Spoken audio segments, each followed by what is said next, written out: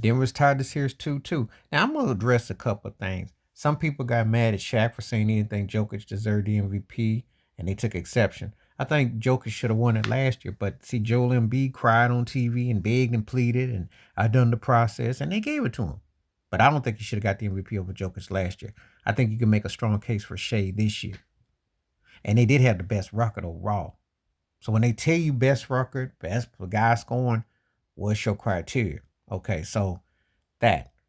Denver was written off because they were flat, not just in the first two games against Minnesota, but they were flat against the Lakers. Should have lost that series. 75% of they finished, but they look lackluster on offense. Not so much defense, but their offense looked lackluster.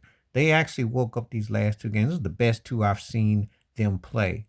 Jokic has been fairly good, but Jamal Murray was good in spurts, but he's actually played up way better. But Aaron Gordon balled out, came up big. Anthony Edwards is still looking like a future top tier guy. The problem is those two twin dinosaurs who were starting to get some hype started like folded chairs and Twinkies. Rudy Gobert, who I'm gonna do a video about, and Cat. They just folded like chairs. They didn't bring it. And in all the knocks where I said a year ago, 1 minute I thought, okay, maybe they could be like the second coming to 2004 Pistons.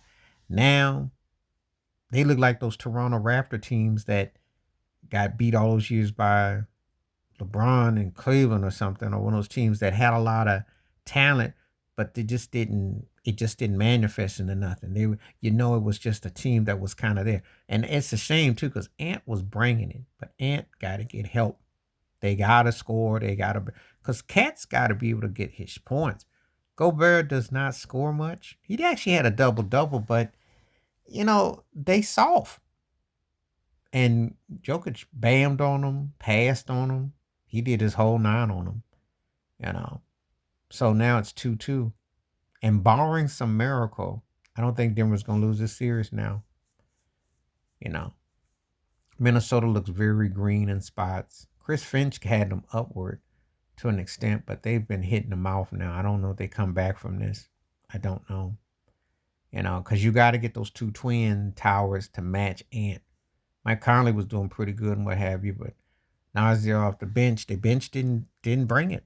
And like I said before, you got to go 4 deep against Denver. You cannot have a one-man lead. You got to go 4 deep.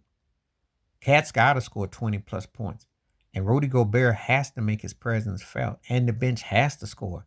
They cannot play games like that because then they just look soft and docile. It almost looks like Denver just took them lightweight and said, okay, we'll give them a couple games. We'll just smash them. That's what it looked like.